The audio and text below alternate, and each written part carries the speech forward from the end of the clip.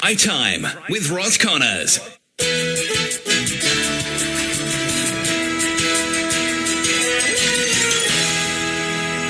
20 minutes past 5 o'clock. It's Drive Time with Roz, and my next guest in the studio today is a regular guest on this show. She's Sidra Naeem. If you've not met her before, she works at the Anglia Ruskin University. It's always good to see your smiling face, and of course you're the chaplain there for the Islamic chaplain, we should say, because that's what we're talking about here on the show tonight. But we've moved to another subject just before you popped into the room, and that's the road safety charity break. They've launched a new campaign, and we've been hearing from a very brave lady who unfortunately was hit by a car when she was 9 years old, suffered quite horrendous injuries, and it's left her with epilepsy and other problems as well, and all because the driver of a car was texting on a mobile phone. That's sad, isn't it? Because it has actually been banned as well, hasn't it? From driving. It's banned. They've increased the penalties, but it does. The message doesn't seem to be getting across. You know, she's quite emotional about it still. You know, it happened when she was 9, you know, nearly 20 years ago. And yet it seems to have got worse with the advent of the smartphone, because you can now Facebook, you can now shop, can't you, on your phone? Yes, you can do everything on there. But people do it at the wheel of the car, which makes no sense to me. You know, why can people not switch their phones off for the time that they're driving? You know, do you have any take on this, do you think? I think modern technology is just taking over life anyway, isn't it? And people seem to be getting busier. A lot of the time they're spending is wasting really on mobiles, and the apps are getting more and more. You know, I mean, WhatsApp, I remember a couple of years ago was hardly used, and now I get so many messages on WhatsApp that I don't even look at half of them. Well, I'm going to hold up my phone for you. You're going to laugh. That's a good one. That's the best one you can have, actually. Yeah, we better describe it for our listeners. It's not a brick, but it is rather old-fashioned looking, isn't it? It's like one of these Nokia, I don't know if it's a 3310 or whatever model number it is. I can't really see on the back. I need my glasses to see it. But there's peace of mind, at least, with that, isn't there? Yeah, but I switch it off when I'm in the car. Even this phone, which only does phone calls, and that's all I'm interested in with a mobile phone, I can put it down. I don't spend all my time tapping this and tapping that. I don't do Facebook, as people know. People who know me well, you know, I live my life without that. I just watch DVDs of stuff you've loaned me, like Mind Your Language. Did you see that in the end? I've seen some of them. I've been ploughing my way through them, and the goodies as well, and they've been taking me back in time. I'm glad we share some comedy favourites anyway, at least. Well, how have you been since we last saw you? We've been on the subject of mobile phones. We're talking about DVDs. What have you been doing since? I have been so busy, I cannot tell you. And the next 2 weeks, I don't know how I'm going to get through them, because it's Interfaith Week. National Interfaith Week for the next 2 weeks. And what does that involve? That involves interfaith activities, events throughout the whole of England. And as you know, I'm part of 3 interfaith forums, and my job at the university also entails interfaith. How do you find the time? I don't know how I'm going to do it, but I've got 2 to 3 events nearly every day. But the biggest ones, there's a quiz night, interfaith quiz night. On at the university, 16th of November at 7 o'clock. And don't tell me you're quiz mistress. Of course, I'm the quiz mistress. I set the questions. What sort of questions do you have in there? Will be questions on each faith. There's 7 faiths, including humanism as well. Right. Because we can't leave Don't really know much about that. Humanism is the new term for atheist, for example, so no belief in God. Right. And we have included that as well, because we've got people on our Interfaith Forum, representatives who are humanists. So we are trying to include everybody. So there's 7 faiths, including humanists as well, if you can call it a faith. And there will be a free curry supper as well. Now you're talking. And then there'll be a trophy for the winning table. Right. And certificates for everybody who participates. I have to say I'm hopeless at these things, but good luck. Yes, there will be a very big interfaith display as well from schools, which I've collected over the years. So there will be artefacts from all different faiths and a little bit of writing explaining what each artefact is. So when and where does this take place? This is at Anglia Ruskin University, 16th of November, so it's next Thursday, 7 o'clock. Ah. Everybody is welcome. Other things in Interfaith Week, there is a lecture which I'm doing on tolerance. Is Islam tolerant? And how does it view other faiths? Right. So that's an interesting one. That is again, Islam tolerant? It is. What sort of subjects are we talking about? Because, I know from some of the news stories and some of the negative news stories that we've seen on the television news, the thoughts and feelings, let's just say, for example, about gay people. Yes. Let's just take that as an example. Yes. What would be the response to that? Now, that's a difficult one. Because, I like asking difficult questions. Well, that's fine. I'll explain. The thing with all faiths, this is, if we're looking at Judaism and Christianity, especially Catholicism, and Islam, all three faiths, they try and refrain from homosexuality. The main reason is that in the Bible and in the Torah and in the Quran, there is a story about Sodom and Gomorrah and Prophet Lot. And that talks about a whole village that was practicing homosexuality, and then God sent a calamity down. Right. And acid rain came down. That's actually in the Bible as well.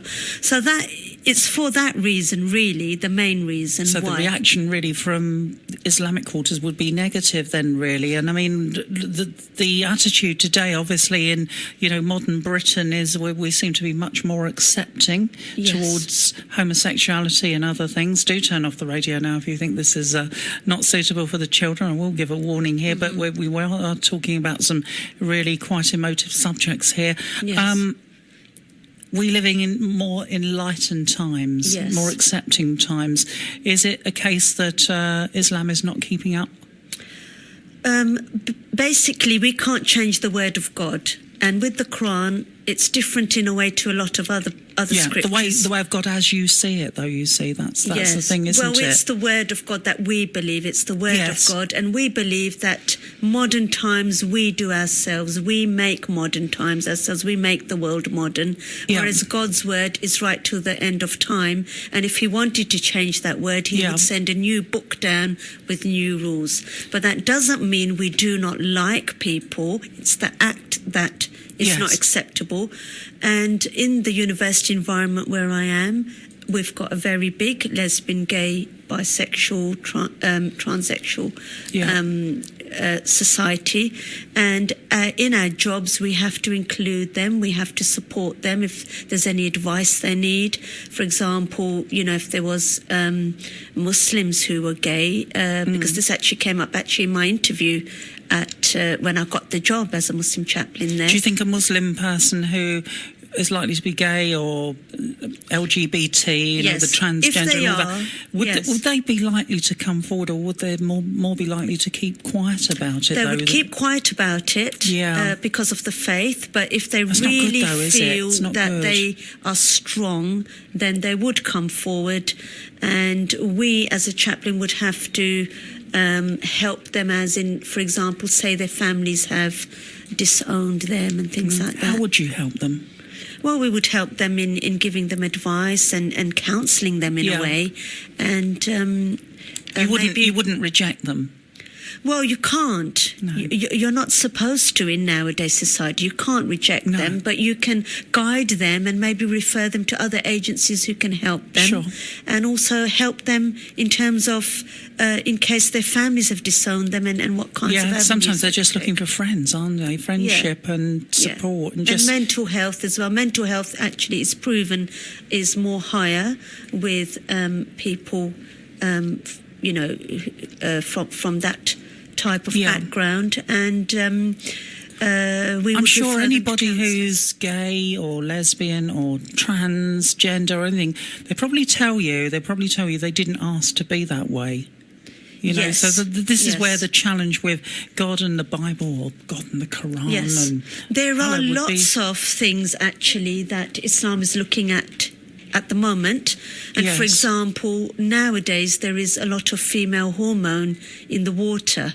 And that's a proven fact because there's so much estrogen in the water. Yeah, so there could be other factors there. So there's other factors there that are contributing towards people more likely then to be gay. So when it's their genetic makeup, for example, or their chemistry, then again, Islam would have to look into that as well. Some people, for example, are born with two genital areas. That happens, and it's just like conjoined twins or something like that. You get all these sort of and you do different get things that occur. as well. You do get people who I've actually come across this. Believe it or not, I've come across a lot in my life, but I've actually come across. It's called the third gender, where you have heard of that, two private parts, and you don't know what you are. So obviously then somebody at some stage is going to have to make a decision. What they are, you see. So there are lots of things there. And not always the right decision has been made, though. But what Islam would look at on the whole is the fact that Adam and Eve were male and female. And if God wanted them to be the same, he would have made both the same. And also the fact that, offspring come from a male and a female. And that's the way you replicate the world, which you can't do naturally when there's two of each. Sure. And also, if you look at Noah's Ark, he took one of each, a male and a female, onto the ark to replicate the world. And naturally, if you look around you, all the animals, even plants, they have a male and a female part. And the animals have a male and a female, and then they reproduce and then have offspring. Naturally in the world, that's the way it is, the way God has made it. So that's some of the arguments that Muslims would have. Okay. We'll talk some more on this in just a few moments' time. We're a little bit late for the news. Way 97.8 Drive Time. More from Cedra, 7.8 Drive Time with Roz and my guest Cedra Naeem from Anglia Ruskin University. She's the chaplain. She's also the Interfaith Forum leader. Well, I don't know about that. Islamic representative. I think that's good. Now, we had a story on Islam in the main news there. I don't know if you listened into that. A man who tried to carry a pipe bomb onto a flight at Manchester Airport's had his prison sentence increased from 18 to 22. Now, the Court of Appeal judges, they've ruled Nadim Mohammed is his name. His punishment was unduly lenient. So that's one story. And, of course, the other big one is Donald Trump has been having problems in the USA with the New York, the Manhattan truck attack that made headlines just the other week, actually. And we've seen more people dead and dozens injured in that. So a truck drove down a busy cycle path right near the World Trade Center. Yeah, sad news. And I know you get terribly, terribly affected by all these things, don't you? Yes, definitely. Whenever an atrocity happens, we get depressed. We don't want to come out. Acid attacks happen. Race hate crime increases. All sorts of stuff. Really. Acid thing seems to be a new thing, though, doesn't it? That happens a lot in London, actually. Yeah. So many people have had acid thrown in their faces, which is very sad because it damages you for life. It's life-changing, isn't it? Yeah, very dangerous. London seems to be becoming a very dangerous place in certain respects. Yes. And the knife crime, I've seen some stuff on knife crime, reports on that recently, about particularly young black males carrying knives. They feel for their own protection, but it's not the way to go, is it? Yeah, I think a lot of television programs, cartoons, all of that stuff is actually increasing violence. Because I wonder about the music as well. Some of the music that you hear, and the lyrics of some of the songs being released sort of encourage drug use. They do, definitely. If you listen to some of the words, they really do take you on the wrong path. And I think all of that collectively is all contributing really to an increase in violence and other problems. Yeah. Well, I hit you with some hard questions before You the did. news, particularly on the subject of, we were talking about LGBT issues. That's Yes. lesbian, gay, bisexual, transgender. Transgender, And yes. you have to deal with these situations in your job a lot? Not a lot, I would say, but I have come across it. I think I would be lying if I said I haven't come across it, because I have.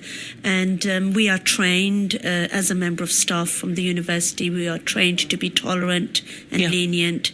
And like I said, at my interview, what was really interesting, when I had my interview as a Muslim chaplain, that one of the questions I got, which threw me, was that if a lesbian gay couple come up to me and they want to get married, what would I do? Oh. That was one of my questions to test, am I really fit for that job? And what would your answer be? I have to ask you on the radio today. What answer did you give them? My answer at first was obviously in Islam, we would try and refrain from that, and I would just make sure, do they know the Islamic point of view? However, I would not force anything on them, because there is no, can't think of the word now. In Islam, you're not allowed to force. Yeah. There is no compulsion in religion. And what they do after that is up to them.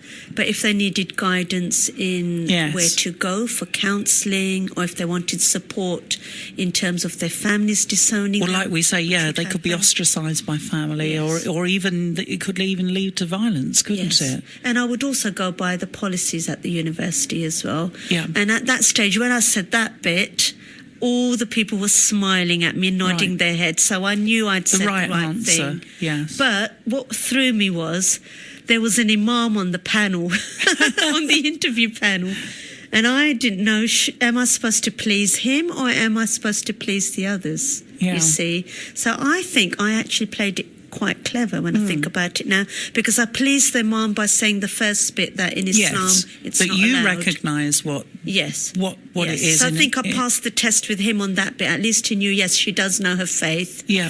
And then I pleased the others, if you like, by saying that I would be tolerant and I would guide them. And at that stage they smiled. And I reckon that's why I got the job, because with me there were 4 other imams as the candidates, and they didn't get the job. And I reckon because they must have said no and that's it. I reckon that could have been what happened.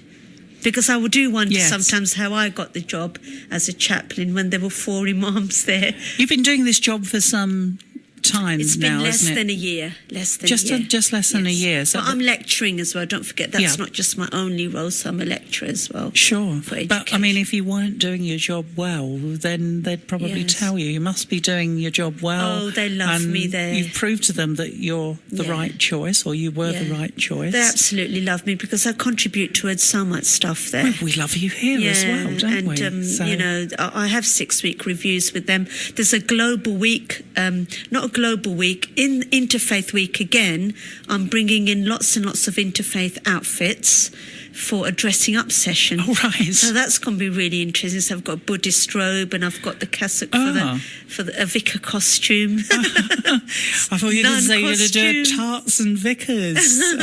So everyone's going to be, dressing up as well. And I'm also bringing in 30 different countries' artifacts and, again, dressing up costumes. Gosh. And I'm going in as a flamenco dancer that day. That's going to be a laugh. Oh, now you must get some pictures of that. We must see some pictures and you have to send them here. That would be brilliant. But we got in the paper.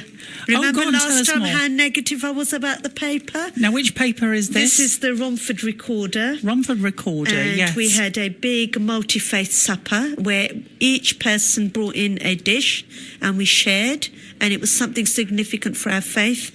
And we gave a little talk. So I gave a talk on dates and some holy water, and also on some halal meat. I thought that was quite prominent in our faith. So was the Romford Recorder kind to you in this article? Yes, then? And we were over the moon, and I've brought it in. So they're not all rotten and bad. So what did they say then? Let's hear a little bit of it. So what if they said, on Wednesday, the Havering Interfaith Forum held their social evening at the Salvation Army. in Romford High Street, and the evening was a Bring a Dish celebration of interfaith foods, where each member brought a meal significant to their religion for everybody to share. And there was representatives from the Christian, Islamic, Baha'i and Sikh faiths. And it just goes along, talks a little bit about me, talking about halal meat, dates, and Zamzam water, which is our holy water. Right. And we also had Jamaican curry and rice as well. One of the audience members said it was a great turnout today, making it a really enjoyable event. The Interfaith Forum focuses on the similarities in our faiths and celebrates our differences. Fabulous. And the next one, again, as part of National Interfaith Week, is coming up. And that's on what are the basic beliefs of our faith. And that is on November 15th, and that's in the Havering Islamic Cultural Centre. Fantastic. So that's another one that's nice coming up. coverage there. OK, we're going to take a break for travel. We'll come back in just a few moments' time. We've got Drive Time with Roz Connors.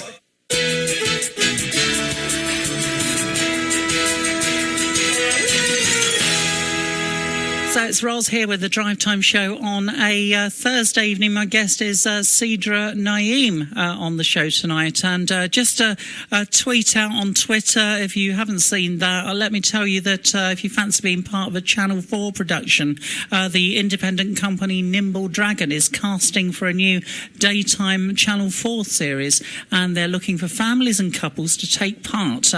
Now, it's all about learning to juggle your finances. Sidra, I don't know how good you are at that, but that's what the show's all about. But then all the contact details I've put over onto Twitter, so if you're a Twitter follower, you can see it there, or it's email money@nimbledragon.com, or you can call 0292 167 5022, and you can get in touch with them then. So it's Nimble Dragon is the production company. They're casting for a new daytime Channel 4 series. You ever fancy having a go at doing something like that? No, because I don't manage any finances, because I don't have any. Oh, gosh. My husband manages all the does finance, and he's the breadwinner in the family. Everything I do, as you know, is all voluntary. I don't get paid for anything that I do.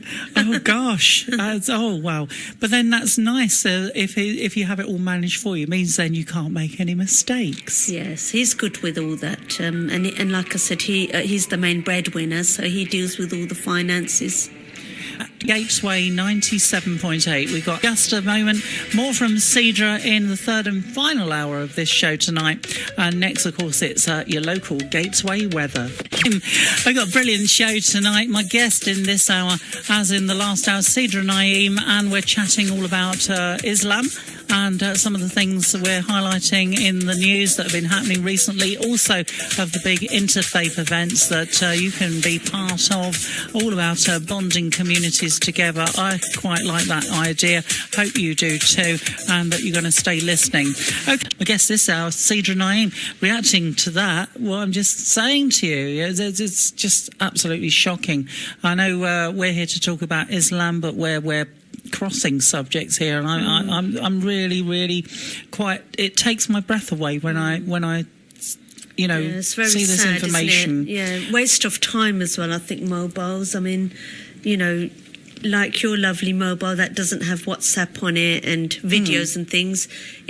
You don't need to. I just don't need it though, so Sidra. If I want to watch videos, I watch them on the television at home. Exactly. Yes. And then when it's I'm stuff relaxing, that you relaxing. want to see, not just what other people have just sent you junk. Yeah, you can't drive and you can't focus on the road and watch a film on the phone or watch something else. You can't do. So you've got to have your eyes on the road all of the time, because there's always the road situation's always changing in front of you. I remember when I first started driving years ago, I couldn't drive with the radio on, because when I'd have the radio on, I would lose track of what I was doing or where I was going. So even that, you get used to it after a while. But even having the radio on, I remember at the beginning when I first passed my test, that used to distract me.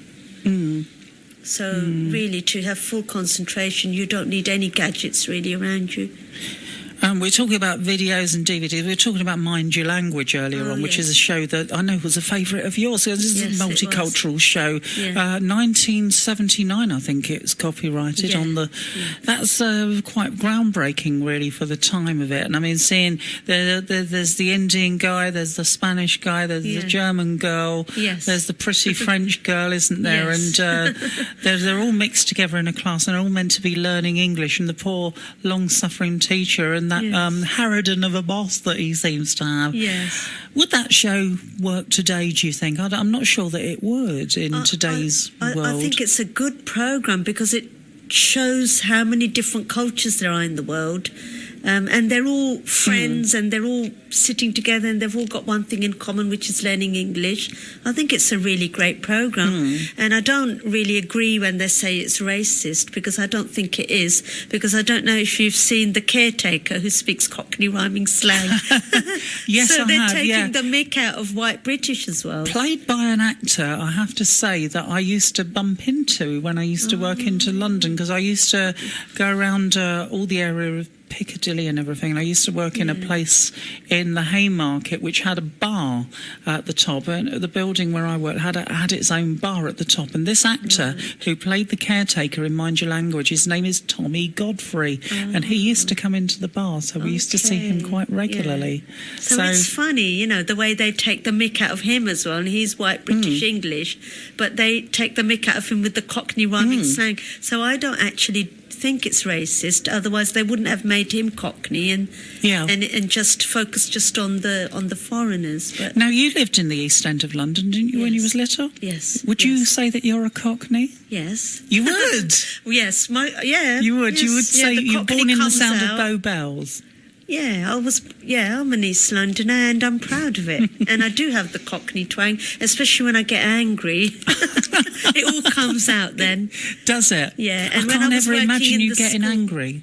That's interesting. You can ask my husband that one. No, well, if he's listening tonight. Obviously not in public. But the Cockney used to come out when I used to sometimes have parents on Parents' Evening that were Cockney, and all of a sudden I wouldn't be able to recognise my voice.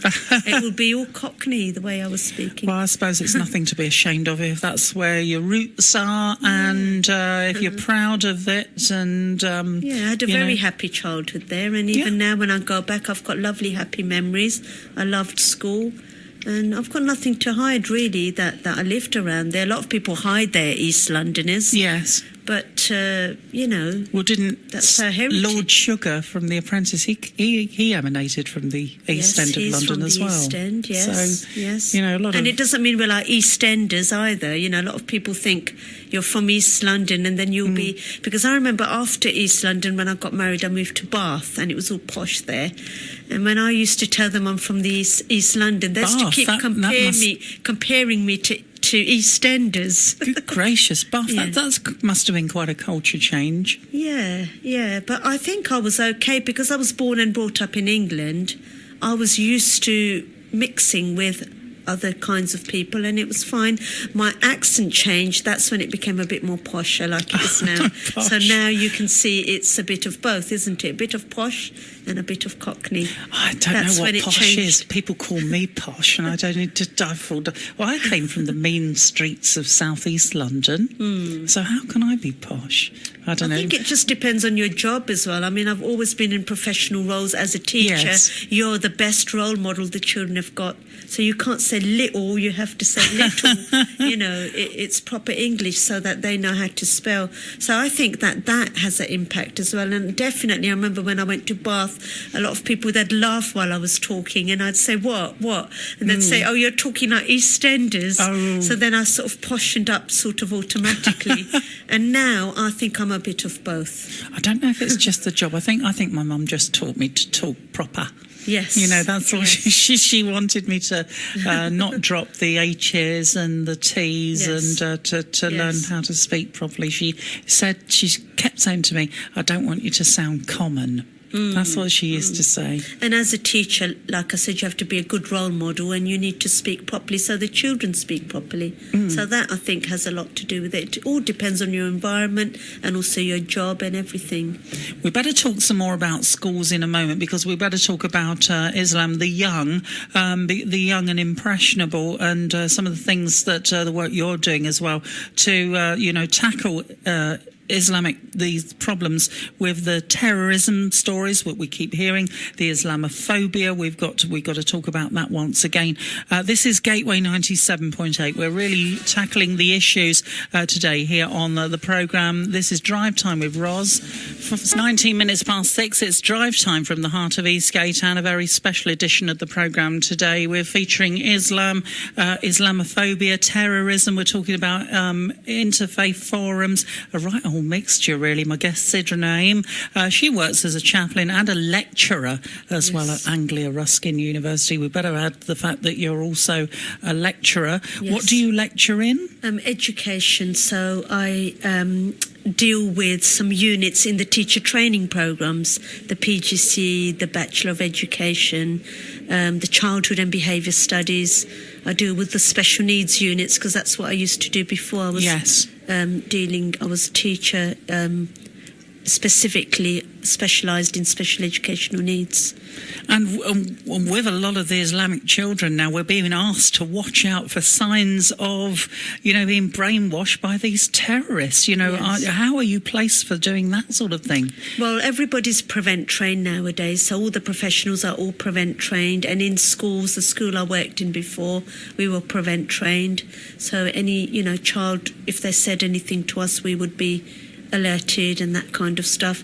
But I feel that sometimes the children are very innocent, and they'll come out with all sorts, and they might ask questions that might not necessarily mean that they're alluding to terrorism. Exactly. Surely There's been so many referrals to prevent where, for example, a child drew a watermelon and someone thought it was a bomb, and then they referred, and it was only an innocent watermelon with a little stalk and things like that. I think we're in this sort of, heightened, the fear level has been heightened now, isn't it? It's almost like to a level of paranoia over this. Would you say that's an accurate?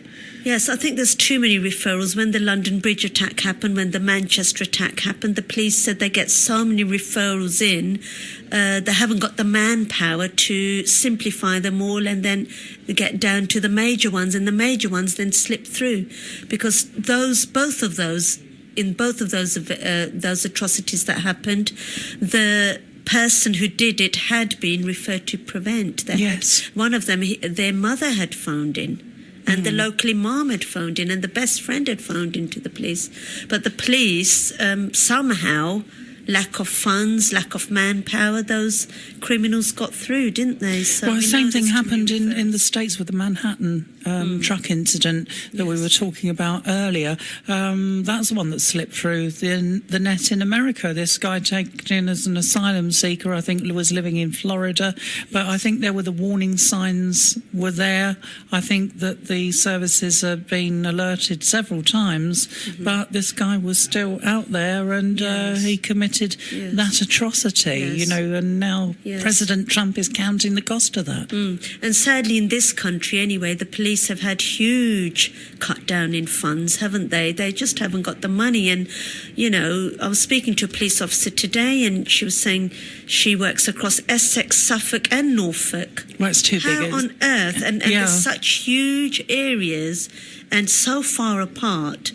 Obviously. How would you get to know all those areas? You can't be in all those areas at once, can you? And I know Redbridge, Barking, Dagenham has now merged with Havering. I mean, how do you do that then? And a lot of the police stations are shutting. Shutting down, and there's less police officers or doing more work because, as we were talking earlier, crime has increased. Crime's increased. A lot of resources are now diverted towards online crime. And, of course, this is where we're saying some of the terrorists are brainwashing the youngsters as well. It's happening online, isn't it? It is. And YouTube YouTube needs to be banned for starters. Some of the some of the material that goes on YouTube is not appropriate because you can watch some extraordinary stuff on there. Because the London Bridge person was actually looking at YouTube videos. Right. So why is YouTube not banning what they put on there? I think the problem with companies like YouTube, with Google, with Snapchat, with Facebook, they're all saying, they're just platforms for these things, but they're not responsible for the content. But then that's like us as a broadcaster, a radio station, saying, well, we've got the microphones here, we've got the transmitter, we can transmit out, but we won't be responsible for what people say or play. But pornography, for example, is banned on YouTube, and they don't put those videos on, so then why can't they filter through the violence? But radio has a regulator. It's known as Ofcom, and of course YouTube and Snapchat, and there's no one regulating it. So perhaps that needs to be looked at. And the other issue with it, the other problem with it is, of course, it's a worldwide thing rather than, whereas a radio station like ours, it would be regulated by a UK-based regulator based in London, Ofcom. And, with the internet, how do you control something in the UK if it's coming from Nigeria or Australia or Italy or from somewhere else in the world, Russia or even North Korea? It's too big, isn't it? Yeah, it is too big. It's difficult, isn't it, to police? So there we are, we've got some problems there. And obviously, we have to say, well done for what you do with the teaching that you have to do and the signs you have to watch out for with the prevent training. You also help the police, don't you? Yes, yes. Any advice they need, for example, they might come across a Muslim person. There's so many examples I can give. There was a Muslim girl who got raped recently, and she didn't want to tell her mum. And then the police phoned me and asked me, well, what shall we do? Why? Could you explain why? Because I'm an advisor for Islam to the police. They wanted to know, why would she not tell her mum? What advice would you feel you have to give in a circumstance like that? A generic sort of... Well, obviously they can't go against the girl's wishes because she was above 21, so she's an adult, so it's up to her. But obviously I enlightened them in terms of Islam, because in Islam you are expected to get married as a virgin, like you were in this country years ago. And because of that, she didn't want to tell her mum, because then it would tarnish the family name. Yeah, it's an ideal situation, though, these days, isn't it? Yeah, but it's sad because obviously when you're raped, you can't control that. It was not in her control, was it? So. And of course, rape is something that can happen across all faiths. It's not just Islam. Yes. It's not just in, in all the other faiths as well. Plenty to come with Cedra. Just a few minutes time. Busy news programme tonight. Drive Time is all about Islam. We've been touching on that subject as we got my guest here is Cedra Naeem. She's the Islamic chaplain from Anglia Ruskin University. She's also a lecturer. She also runs a lot of the interfaith events in our area and beyond, as far as Romford, as Chelmsford, linking the mosques together. And of course, talking about Islam on this programme, which is always great. And some of the news stories that there are today. Priti Patel's now handed over to Penny Mondun, who's replaced her as International Development Secretary. A cabinet in chaos, wouldn't you say? We've already lost Michael Fallon in Theresa May's government, and also now Priti Patel. I think her position became untenable after what we heard the other day with her links to, she was meant to be on holiday, and yet she's having secret meetings with people, some of the PM of Israel, and oh dear. It seems like Theresa May's not in control of her government at the moment. How do you look? Or did you feel sorry for Theresa May? I do. I feel sorry for all prime ministers, really, because, they get just so many problems, don't they? And they're not always speaking their mind. They have to speak what their own government says. Yeah, as a collective. As a collective decision. But they don't seem to be together at the moment. They're all divided on Brexit as well, and she's supposed to be getting on with the Brexit negotiations. That seems to be all over the place as well. Yes, it does. Yes, definitely. And also I don't think the respect is there anymore for some of the MPs like it used to be. they're just slated down very quickly, and then they're all over the newspapers for saying something bad. Allegations against Damien Green, we have to say, and we have to say that they are at the moment allegations, so we won't sort of elaborate any further on that. We will see how that plays out. But you wouldn't like to be Prime Minister then? No, definitely not. Not in this day and age, no. I have actually been asked by quite a few MPs to, become a councillor or in my local area and things, but I'm not really sure, Sitting on council meetings, they often go on very late at night as well, council meetings. And if they're anything like Basildon Council, you get an awful lot of squabbling. Yes. Yeah.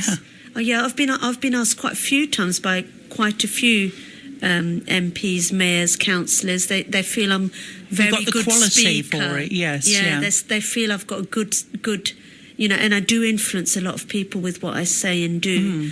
But I'm not sure. Let's see what happens in the future. I've met them all. I mean, I spoke last time that I went to Parliament House and met all the, MPs and mayors and mayoresses I come across all the time. The last time was at the cricket match where we had so many. We had the chair of Essex County Council coming, and we had the mayor and the mayoress, the deputy mayor, deputy mayoress. They were all there. So I come across them all the time.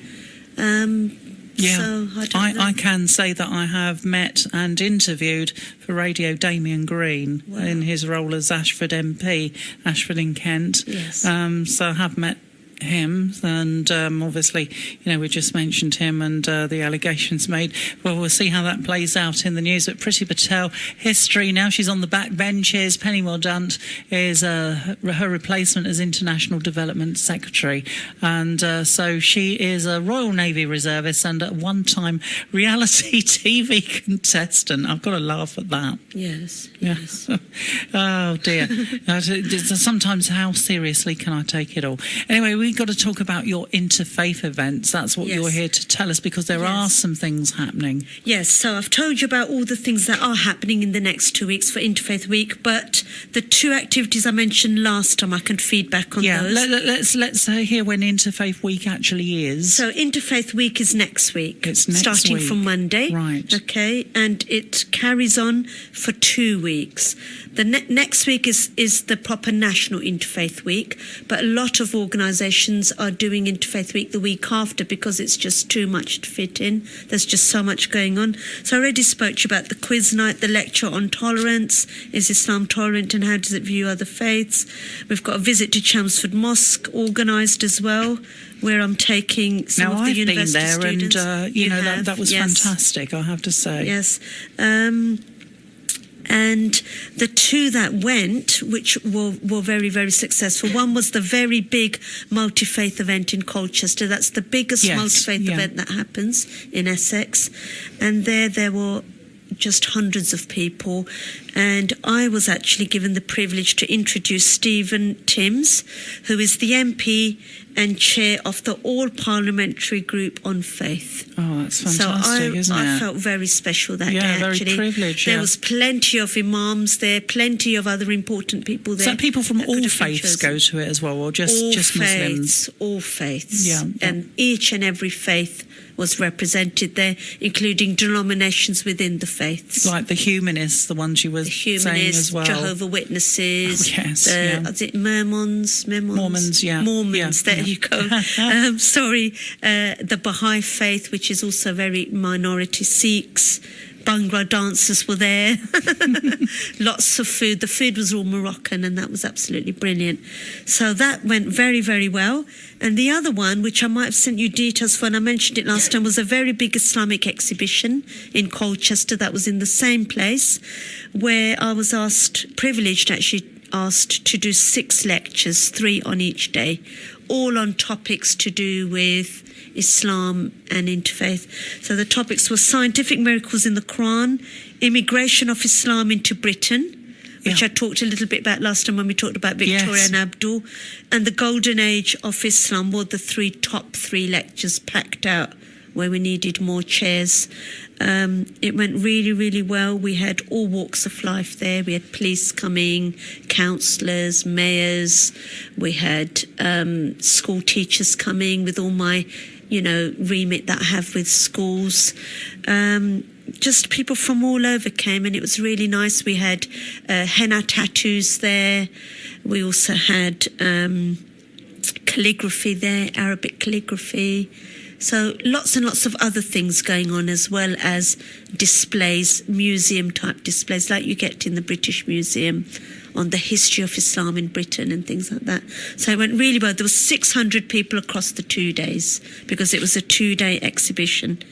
So that went very well. The other thing I talked about last time was Are Muslim Women Oppressed? I was supposed to be doing a lecture in my university. That went so well that I ended up doing it 4 times. Gosh. Each 4 time, times. full house. I was scheduled to do it 3 times. And then after that, there was a lot of members of staff who contacted me and said, we're really sorry we missed it. We wanted to see that. So I said, okay, then I'll run it again. Oh. So I ran it again for the 4th time. And again, I think everything really is going really well, which is why I do it. I'm too busy. But you're saying you're doing all this voluntary. All Sounds voluntary. like you should be being paid for this. Yes. Well, with the university stuff, obviously I'm being paid because I'm employed by them, but that's only very recent this year. Before all this time, I was doing all of nobody even that can stuff say, Sidra, voluntary. that you're not a doer, because you quite clearly are giving Yes. up a lot of your own time Definitely. to do this. Definitely. Not a penny. Everything is completely voluntary. And it's The all in the interfaith aid forums. of bringing people together, Yes, isn't it? and with the So- cricket match, nobody asked me to do that. I wanted to do it myself. The quiz, nobody asked me. I wanted to do it myself. I've got this passion, built passion inside me, enthusiasm and drive where I want to do things. Yes, and it'll help fight back against some of the horrible things that we And I see think in the that's news. why I do it, to paint a good impression of Islam. People who know me know that not all of Islam can be bad, because this is a brilliant role model there for us. I'm well liked wherever I go. Everywhere I go, I take the crowds. It's quite interesting. Every event I do is never a flop, as I wouldn't do them again, would I? No. Because everywhere I go, I have all my fan base going along with me, including family. They support me as well. So I have all my family as well. The Islamic exhibition, all my family came along, my mum and dad and Yes. my children, and my sister's family came along to that as well. So, when you've got the support, you want to do it. And to be quite honest with you, gone is the time for me when, because I'm so busy, that I would even touch an event if it wasn't going to go well. I only do it because I know it will go well. So a very full diary. It's 6:46 drive time. We've got to look at soaps on the box, and one soap I've got to mention, Sidra, that I really like, and sometimes I do wonder whether or not it's a soap or it's a comedy, or whether sometimes it can even be a musical. Doctors. I always watch Doctors. It's about GP surgery somewhere in Birmingham. It's called the Mill Health Centre. You know why it's called the Mill Health Centre? Because it was based in the old Pebble Mill studios. Yes, my husband watches that. Yeah. Well, he is a GP, isn't he? Yes, So he probably is. watches it to see how realistic it is. Yes. But they had a story on the other day called The Girl in the Headscarf. Yes, I think you mentioned that to me, yes. Yeah, it's just, this one was just last Friday. Right. And this is about a girl, and she was doing some of this free running, and where they run up walls and flip over steps yes, and yes. run across tables. I don't know how they do it. And she was learning how to do that, but she was having problems with breakages of bones and things. It turned out she had brittle bones, and she wasn't hearing instructions, and they said that brittle bone disease can cause bad hearing. And people were trying to blame the bad hearing on the headscarf. Oh, okay. And say, that's responsible. Why do you wear that stupid thing? Were the words that were being said. So, it doesn't impair the hearing, does it? Or No. it might do in my case. But I do find I speak louder when That's I'm wearing all right. a headscarf, I yes. like people who speak It's loudly. quite comfortable. I feel cold without it. Yeah. And I get earaches without it, actually, because the wind gets all in Of your course, ears and we're not yes. used to it anymore. But it's quite cosy. And don't forget that we don't have it on all the time. No. The majority of the time we haven't got it on. When we're at home, we don't have it on. Right. If we're in front of girls, we don't have it on, or friends, or It's a family. signal to men, isn't it? Yes. This is what we've said before. Yes, on a the little bit shows. like nuns, where, the aura you get about that person is you Yeah. don't chat that person up because of the way they're dressed, the way they are. Yeah. You know straight away what your boundaries are, don't you? Yeah. And in a way, it stops you getting molested and stops in its tracks. One would hope so. Big sins like rape and fornication and adultery are stopped even before you even think about it. In Islam also, when people even think about bad thoughts, they get registered as well. So in a way, this stops all of that, all in one go. Being molested as well and all the rest. Girl in the Head stuff. Go and watch it on BBC iPlayer. It's very, very good. Drive time for a Thursday. Got to say hi to Andrew and Marilyn. They got their ears to the radio tonight. I know there's not a lot of music in this show. There might be after 7 o'clock, though, because they've got now joining the party. I've not only got Cedra in the studio with me, we've also got Richard Becker as well. Have you been listening to what we've been talking about? Just wonder what your take is on all this, or do you just steer clear of it all? I sort of steer clear away from politics, but I've only got to say to you, mind your language. You remember it, do you? Oh, yes, I loved that series. Yeah, yes. What did you remember about it? Oh, absolutely everything. There was, I think it was Barry Evans who was... That's right, it was Barry Evans. He was the teacher. Yeah. Yes. And he had, there was a Spanish... Por favor. Yeah. Por favor. Yeah, there was a French one, and there was the Indian guy. So yeah, I remember them all. Well, the one I watched just last week from the DVD is the one where they all got locked in the classroom. Yes.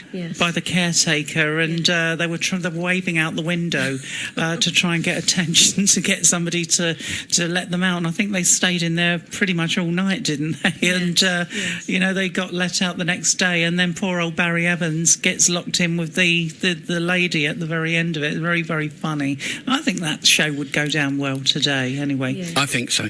Talking of TV series, that leads nicely to the number one album I've got this week, which is from the Kids from Fame. Oh, right. From 1982. Do you remember that, Cedra? Yes, I remember Fame, yes. yeah. It was really out, wasn't it? Yeah, Irene Cara did the theme to it. So, yeah. So that's Strictly 80s, just after 7 then. It is indeed. Gateway 97.8. So you can get tweeting, get your requests on the show. Oh, I've already got one request. That'll be from Andrew to Marilyn as well. All right.